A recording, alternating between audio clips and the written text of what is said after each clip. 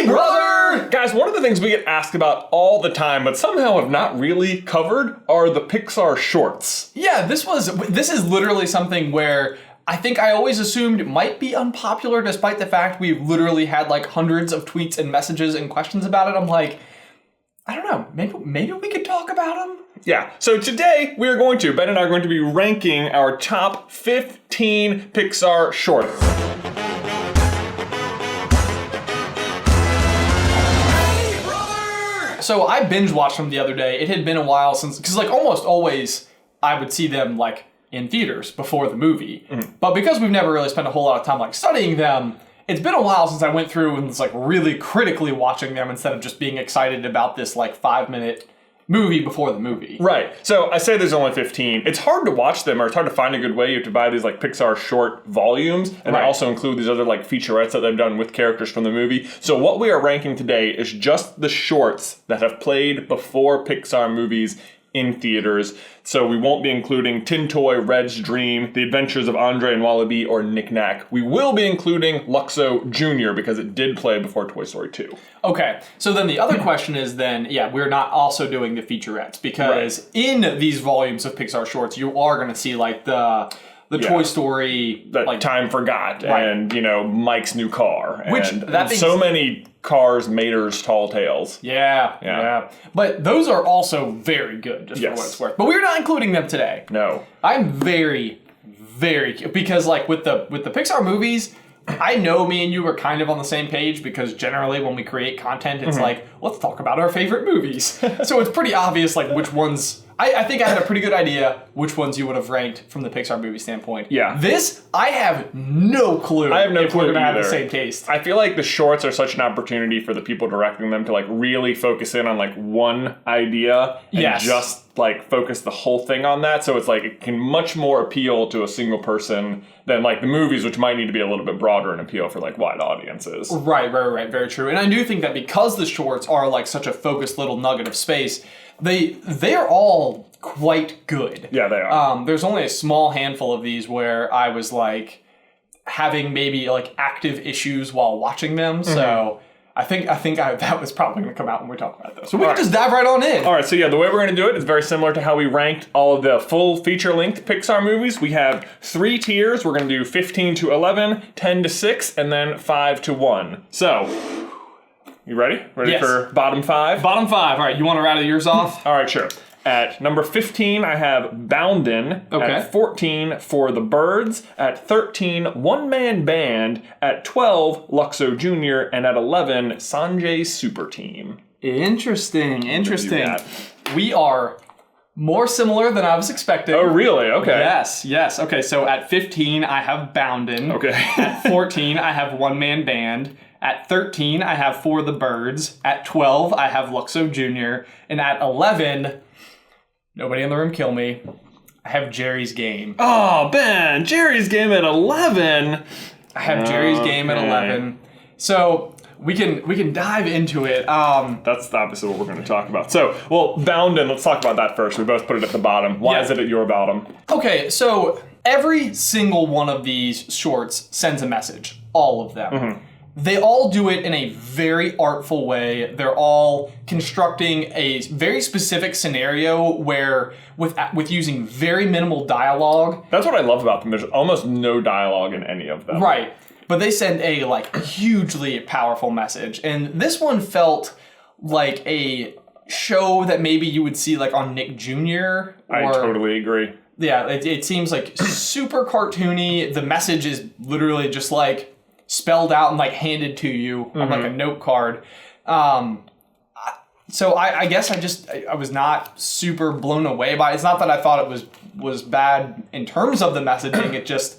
It wasn't powerful to me. Yeah, for me, this is what I wrote down. Annoying song, stupid premise, only okay animation. Like even the animation isn't like super impressive in it. It's just, it feels like a Nick Jr. cartoon that they threw together, and I didn't like it. But moving on, we both had For the Birds and One Man Band at 13 and 14. Yes.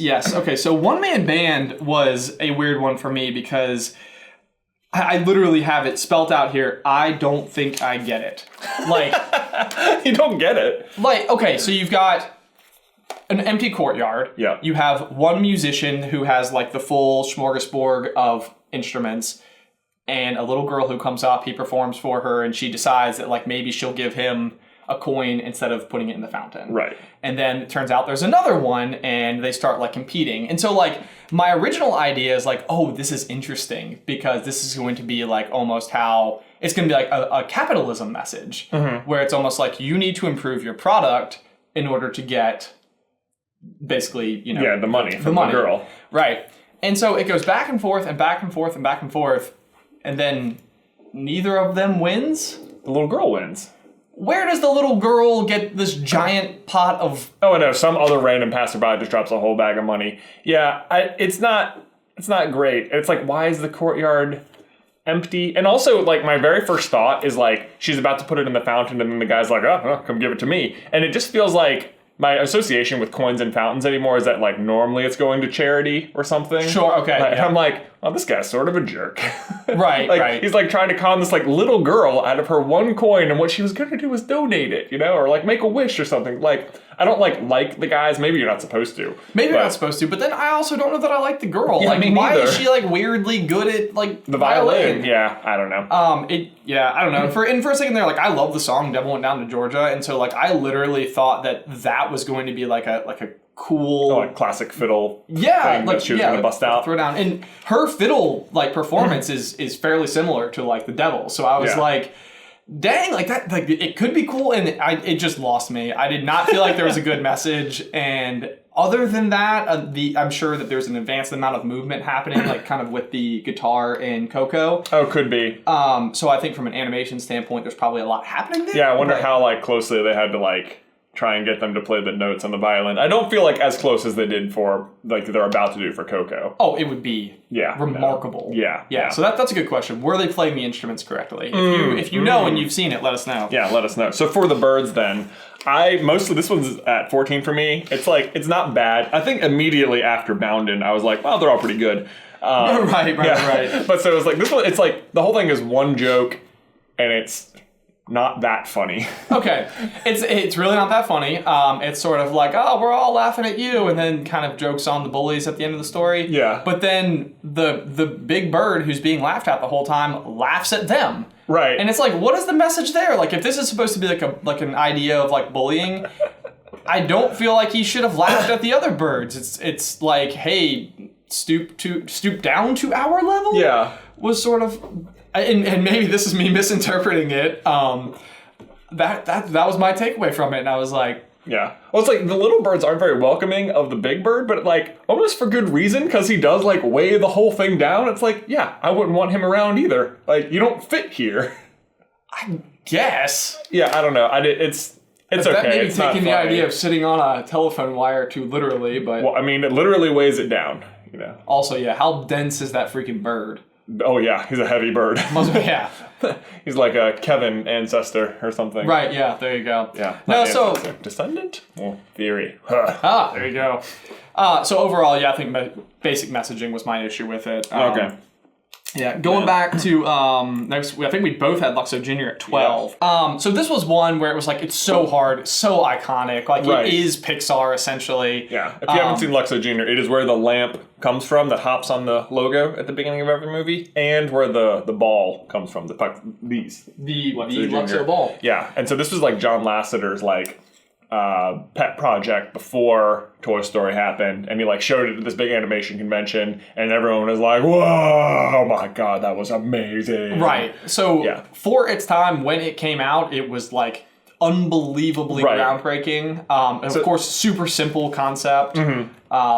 Less of a message. I think it was more a demonstration of animation, which is not something I undervalued. Oh yeah. In this ranking is like. I mean, they do a lot of very good animation in these. Yes, they do, and I think this is where they like really stretch their legs in a lot of different places. But so that's it. I have nothing bad to say about it, other than the rest of them are very good. That's basically what it was. I was like, I feel so bad putting Luxo Jr. like the Luxo lamp so far down on the list, but it's like the rest of them are just so good. Right. Yeah. That's really what it boils down to. I mean, it paved the way, but like now it's sort of like in its place, I guess. Right. And then, okay, so you put Geri's Game in the bottom 5. So if you want to say Luxo Jr. is like the like the forebear. Geri's Game is the first short to have been in front of a feature film in front of A Bug's Life. It was like the first time they did it. Right. And I think that a lot of this for me, honestly, was like, I started going through the rest of my list and I was like, I just like everything. And so I think it got pushed back a little bit. It is earlier on in the world of animation, so it's not nearly as complex. Right. I think it does have a cool story, and I think that like my reading into Geri's Game was sort of this idea of a best friend he used to have that is now passed. Oh wow, I never thought about it like that at all. And so yeah, I think in my mind it was like he used to meet his best friend and they would play because they are both distinctly different characters. One is very, kind of very like antagonistic, and right. One is like sort of feeble. Yeah. Exactly. Yeah. So I don't know that I necessarily have anything bad to say about it, other than I have more good things about the rest to say. What is you? So, I assume you ranked it higher. I did rank it, obviously, yes. Higher, and mostly it was because I remember it as like. It was unusual to me that, there's this little movie before the movie, and I liked that, and we watched A Bug's Life a lot as kids. And I even now when I think about it, it makes me laugh. I just love the premise, because the first time he does it, they show you him walk around the side of the table, and it takes forever. Right. It's just I just love the idea that he gets he does that like 100 times. Forth, right. Like every single time, and then he gets completely into character again. He's like, okay.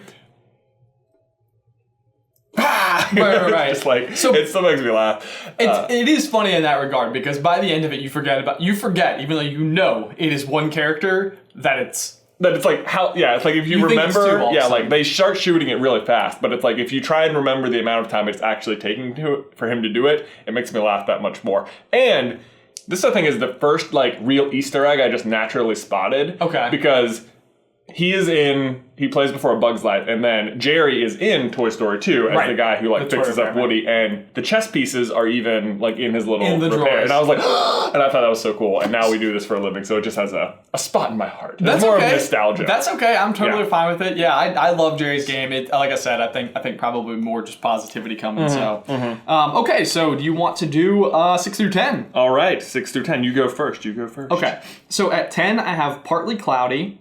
At 9, I have Lifted. At 8, I have Sanjay's Super Team. At 7, I have Day and Night. And at 6, I have La Luna. All right, we have a lot more differences here. Okay, I think we've found... I think so. It must have just been an obvious bottom, and then now it's much more interpretive. Okay. Let's hear it. Okay, so my 10, I also had Lifted, so we both had those. But then at 9, I had Piper. At 8, I had Presto. At 7, I had Geri's Game. And at 6, I had La Luna. So we actually had that one the same. So, okay. So at 6, you had La Luna. Okay, yep. Got it. Okay.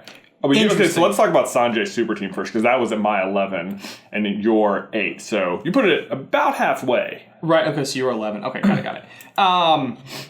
Yeah, so Sanjay's I thought was cool. I liked it as a message, even from the father-son perspective. I think that it's got this kind of cool story that is they both have heroes. Right. And I think the whole thing is sort of demonstrating the way that you can relate something that you both appreciate, even if they're different. Right. So they have a common thread. They have meaning. They have they give power to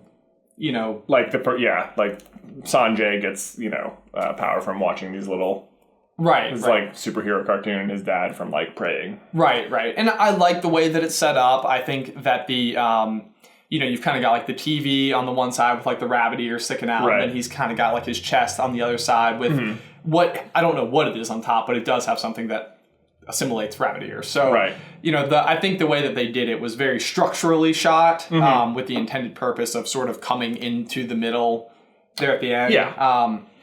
So overall, I liked the general imagery of it. Yeah. Well, it's the animation in there is particularly when the gods, I guess, are like fighting. They have that cool shadow effect on the animation. That was groundbreaking. I was I was a little back and forth on this one. I feel I should like it a lot more than I do.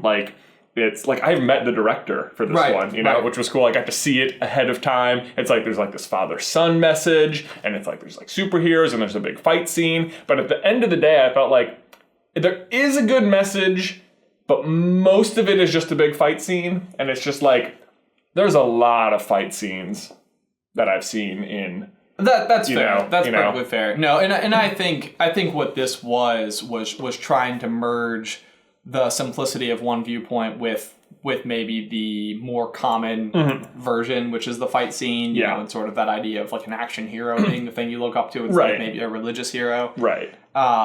So that, I mean, that's fine. Like it's one that, you know, was still fairly low for me, and I think there may have been some sentimentality for me with that one.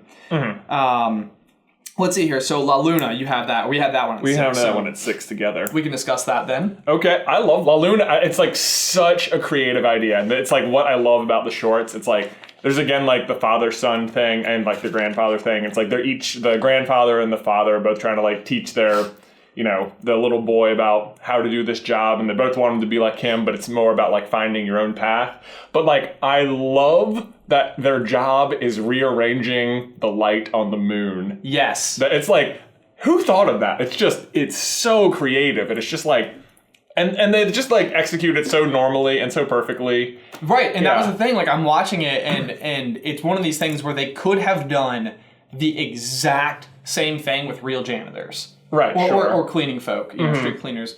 It didn't have to be on the moon. Right, it didn't have to be on the moon. You didn't have to be rearranging the stars or whatever. Right. Other little tidbits I loved was the beards matching. Yes, matching their brooms. Yeah, that's hilarious. I thought that was amazingly cool. When the kid turns his hat the own way, that was like a chills moment for me, where it was like, you could see, that was like the first thing where like, you know, the father wants him to do it one way, the grandfather wants him to do it the other, and then he sort of finds like his own, own unique. It's like you kind of like get the feeling from the father and the grandfather that like they both want him to be doing it their way, but they're even more proud that he finds his own way. Yeah, and it's like that's even cooler. Yeah, it's like, oh, I'm getting like chills thinking about it. It's such a good one. Yeah. You want to know the only thing I hated about this at all is the fact that he ends up using a rake.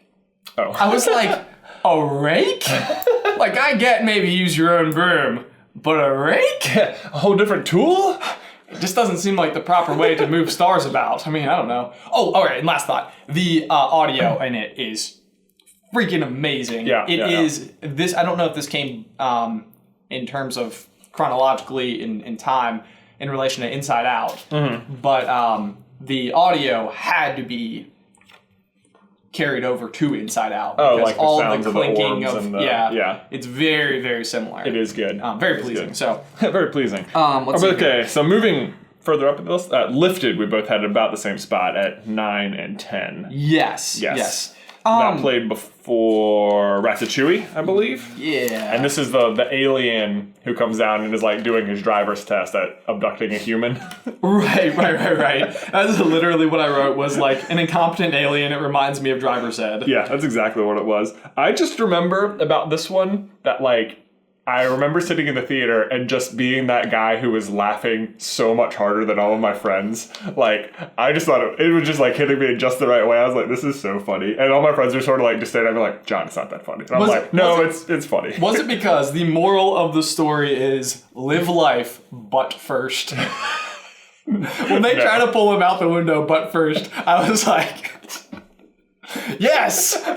That's the way to do it. I also was like, that would just break your spine right in half. I think I just love it because the little alien is so eager to do it, and he's just so bad at it. But he's like, I'm gonna do it. I'm so trying. And it's like, I remember mom picking us up from like cross country and be like, can I drive home? Be like, no. Like, please, mom, please. I need practice. I can do it. Come on, please. Mom did not want to let us. No, she did not. I don't think she still does. I think whenever mom drives in the car with us, I always feel like she's like, I'm like, Mom, come on.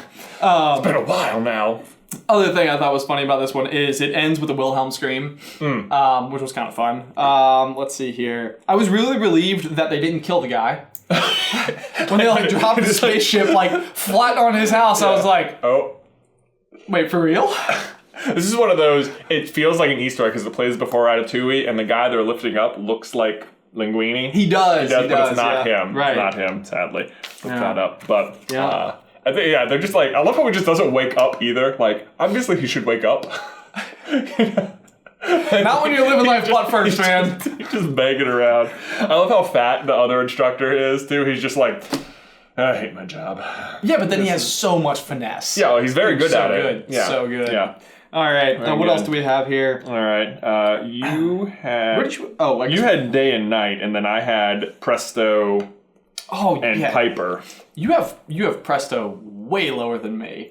Well, you have Day and Night much lower than me. We'll come back to that. Day and Night. Okay, so when I started watching Day and Night, you've got, honestly, this one was visually like unbelievable. What they did with it. Yes, exactly. So yeah, this one, like I started watching it, and I was like, what exactly is happening? And so you've got like these two shadows that essentially like through their bodies are demonstrating. Yeah, you like see day through one and through one night through the other. Right. Yeah.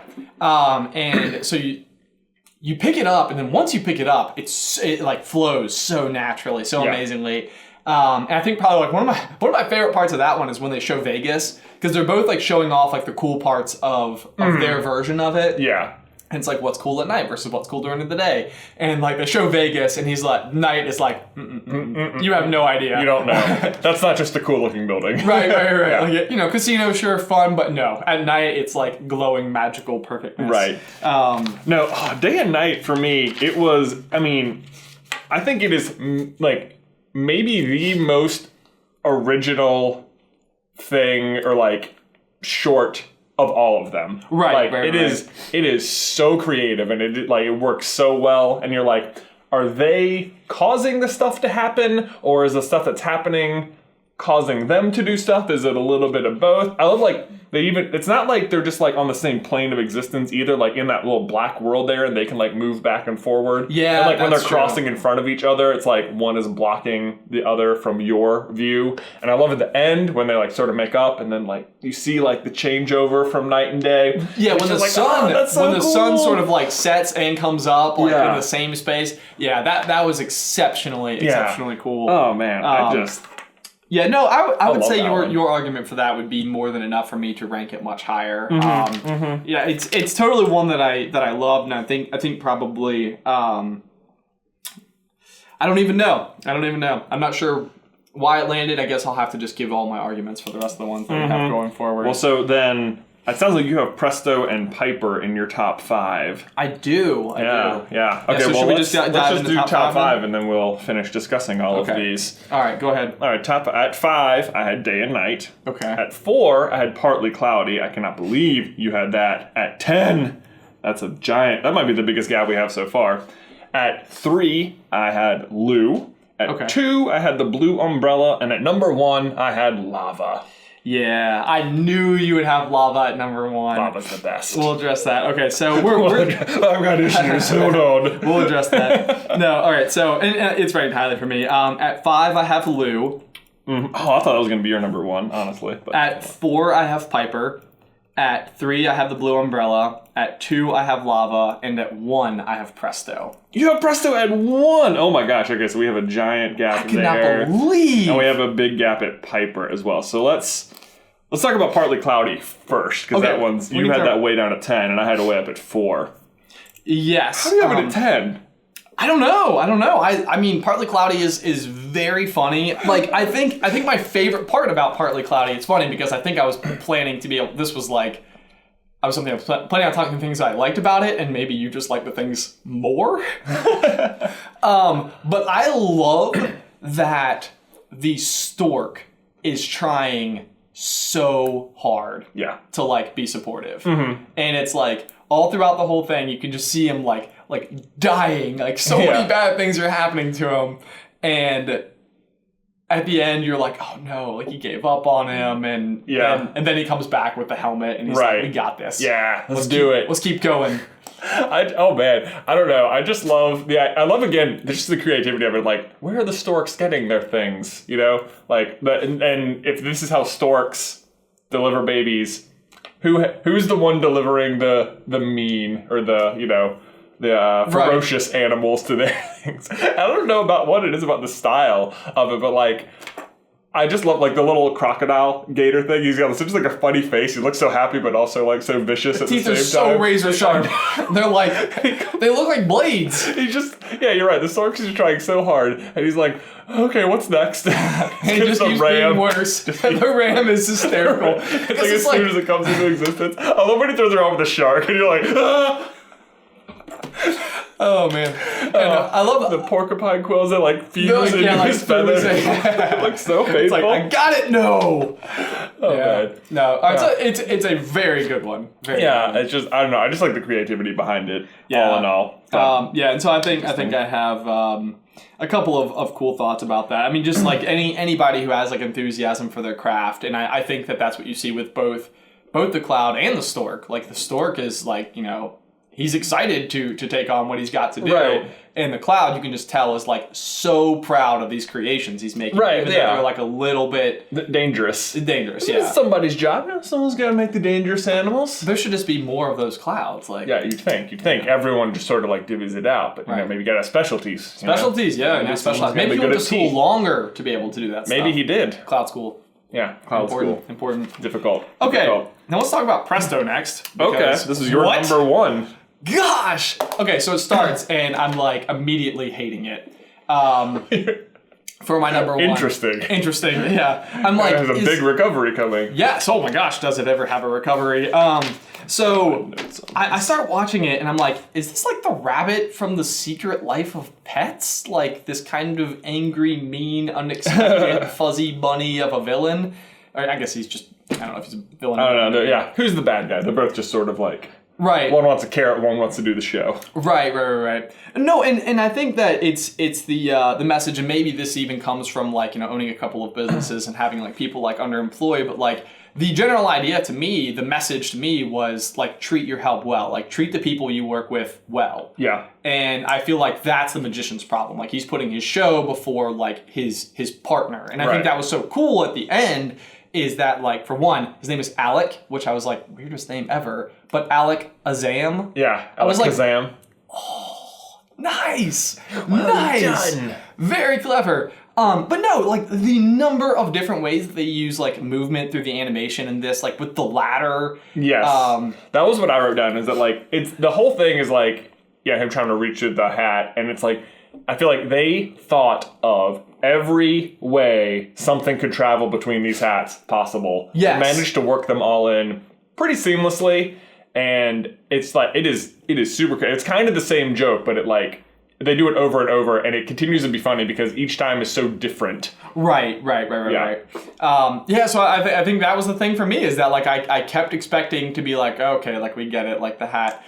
Every single thing they came up with, I was like, that was the next most clever thing you guys have done. Yeah, like, it was. I love, the ladder. It's like you think he's gonna get him with the ladder, and then it's like, oh nope, that's how it would work. Yes. Even like the finale thing where he like manages to like save him and shoot him out the hat, and it's like, ha. Okay, yeah, and then just like last thought is just at the end they've got this like you're seeing like them as like this new successful partnership, and I feel like there's now going to be mutual respect and less of this idea of working for someone and working together. Right, working with someone. Yeah, which was I loved all of these things. And then they have like a carrot bouquet. Did not see that. Yeah, so they've got like the bouquet for like the magician, and then they've got like this one made out of carrots for the rabbit. And I was like, oh. So I don't know. I think I just thought it was super clever. Maybe I was just the most entertained by it. Even. Well, that counts. Yeah. I feel like what you're going for. Right. So I was surprised that you had that lower. I put it at the top, almost feeling though that it wouldn't.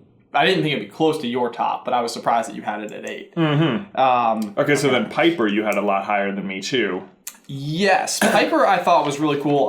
Piper won a lot of points with animation for me. Oh my gosh, like animation-wise, it's probably the best animated one. Yes. I mean, it has all the water and like the little bird looks so perfect. I mean, you can like count the grains of sand, Yes. It's amazing. It's spectacularly done. This is another one that I thought like said a lot with no dialogue at all. Yep. It was good dinosaur, but like instead of having these cartoony characters, it was like just as lovable with a crystal clear version of the animal. Like, and I don't know that I wanted the good dinosaur to have like more realistic characters, or like if the juxtaposition was on purpose, but like I loved how it was done with Piper. Yeah.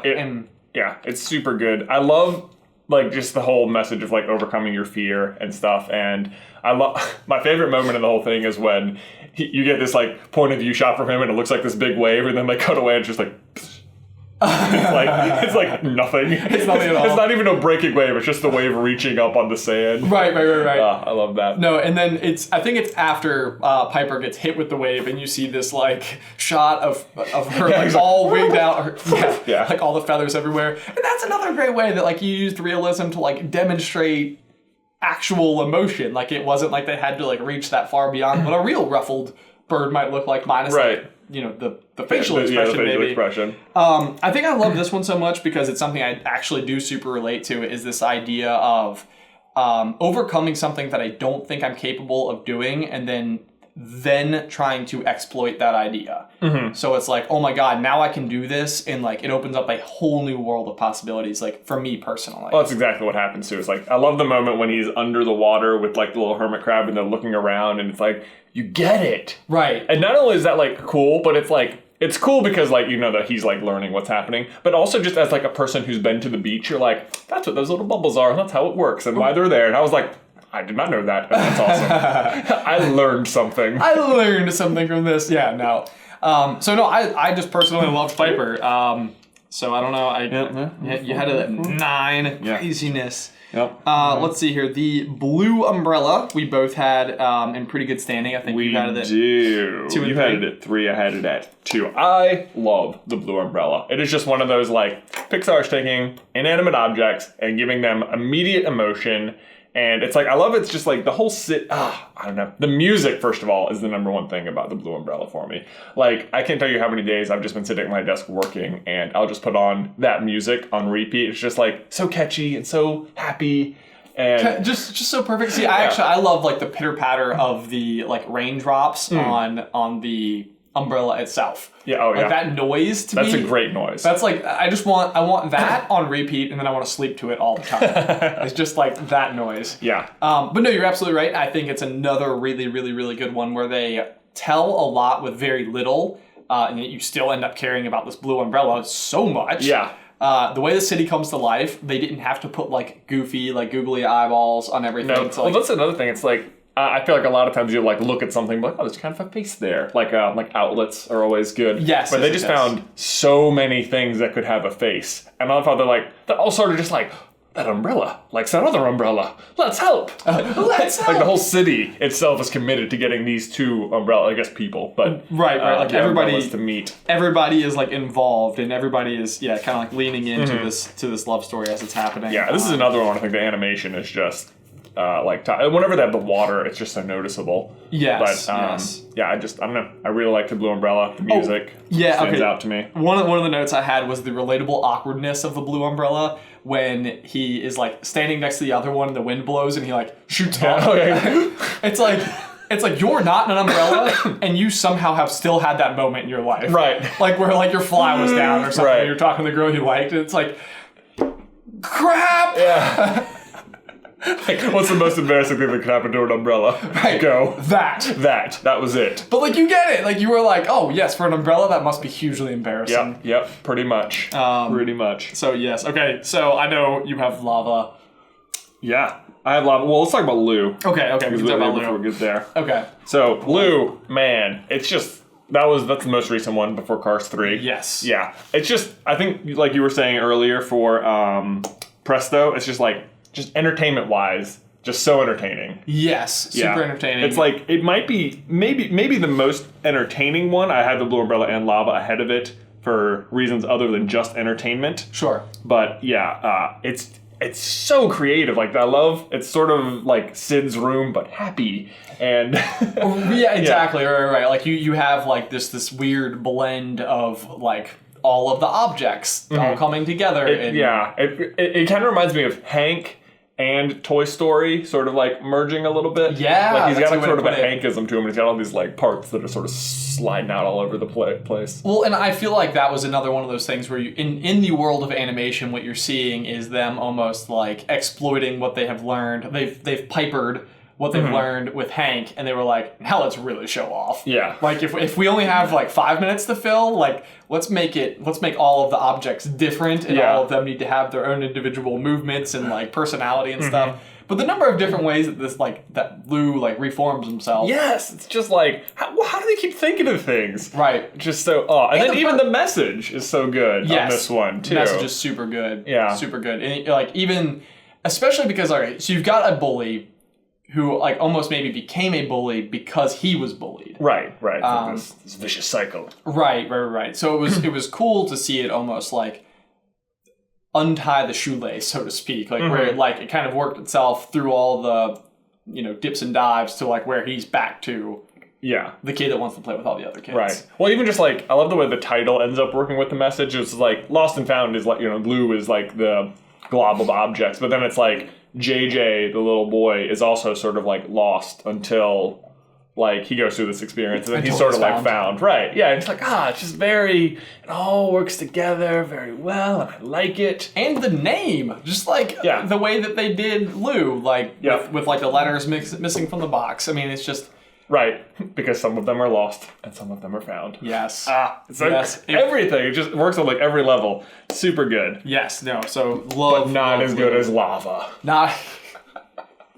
Okay, so in absolute 100% fairness, Lava is my number 2, and I love Lava. Yeah. The thing about Lava is that it is less original. Okay, I don't know if I agree with you there, because when's the last like love story between volcanoes that you've seen, Ben? It's super fair. It's super fair. It's also like a parody of a song that already exists. I wouldn't say parody, it's just like heavily inspired by a different version of an otherwise famous song, right? So you have Somewhere Over the Rainbow, and then you have like that Hawaiian version, and then you have this heavily inspired Lava song by that. I will... Okay, that's fair. No, I mean, I absolutely... I do love Lava. I think Lava is one of my favorites. Lava is one that I have watched more than any of the others. It's one that, like, if I'm having a bad day, I'm like, you know what? I'm going to put Lava on because that'll make me feel better. Which is like a real thing. And I remember after we saw it, like for days, all of us had it like on our phones and we would just be like sitting, having like a beer. Yes. As adults. Right. Singing Lava. Oh, well, like, I think, so we saw, like, it played before Inside Out, and I remember we saw it in theaters, and I'm, like, watching it happen, and I'm, like, trying to figure out what's going on. I'm, like, is it a volcano? What's that? Is he singing? Is he, like, is some other world's, like, is he the one doing it? Because he's sort of, like, moving his mouth, but then it's also, like, being sung about him. Right. What's happening? Like, is this the coolest thing I've ever seen, or is this totally lame? And I feel like probably the first time you see it, you fall in one of those directions, right? And it ended up being the coolest thing ever. The coolest thing ever. And so it was so the next like day was like this beer festival that we all went to, and I remember we were all just we had a few drinks, and we were in the car on the ride home, and we were just all screaming lava. It was so funny, and then it was such a thing for like Beth and I too, because it was like right before we got married, right? And like we were both like really into it, and I've got like a Lava poster at my house, and I don't know, I just like it. It's so different from the rest of them too, which are all like mostly dialogue free. This one is like, I guess, dialogue free, but the whole thing is a song. Right. No, I mean it tells a story like over a long period of time, like it. A very long period of time. Yes, like millions of years. Yeah. Okay, so I guess the thing I would say about it is I feel like there could have been more to be done for having a feminine volcano that didn't just look like a doll, almost. Sure. It's like, how do you make a volcano look feminine and or masculine? And it's like, I feel like for the first one, for the masculine volcano, they were like, regular mountain with a face. Yes, it was like the blue umbrella all over again, where it was just like, hey, first, make a volcano. Next, put a face on it. Right. It seemed like the opposite was the case. Like, first make a Hawaiian-looking girl. Make a Hawaiian-looking girl. Is she a volcano? Mm-hmm. It so quickly brings you to, like, almost tears. You're, like, just sitting there having this good time with this volcano, and finally the other one pops up, and you're, like, she can't see him, and it's, like, because you can only turn to, like, here, As volcanoes do. As volcanoes do. And you just feel so bad. He's, like, staring at her, like, are you kidding me? No! Like underneath the water too. Yeah, I literally have the word "slightly devastating" written on my page. It is. It's just like, oh no, he waited his whole life and only wanted one thing, and it's right in front of him, and he just missed it. He's like so close. Yeah. So my biggest like nitpick on this one is that like at the end when like he finally erupts up, there's like this like heart shape that like forms around him. And I'm like, that was a little cheesy. that part. Just that part. But otherwise, I love lava. That's my hands down my favorite one. I love lava. It's I have no problems with it, and the fact that I'm contesting you at all was simply in jest because it is my number 2. Otherwise, interestingly, I think that is like as far as pairing with movie, I think those are the 2 highest for me because lava plays before Inside Out, and it's like that might be my favorite combination of every the entire movie. Inside Out experience was just like mind-blowingly good. It was like, man, Pixar, you were like on your A game. You had extra coffee that day. Yes, a lot of extra coffee. I have that every day though. Yeah, well, we haven't created lava followed by Inside Out yet, so... No, we're not drinking enough coffee. Oh, yeah, just gotta drink more coffee. That's the simple answer. There you go. Okay, well, I think that's everything. I think so. For our question of the day, do you have a favorite Pixar short, and what is it and why? And did you disagree with us, like, egregiously on anything? Yes, what do you think is the best one? Yeah. Let us know in the towel section down below. If you want to see us rank every single Pixar movie, you can click the card, like, right here-ish. But otherwise, I think that's all we've got for you. Ben, I'll see you in the life, brother.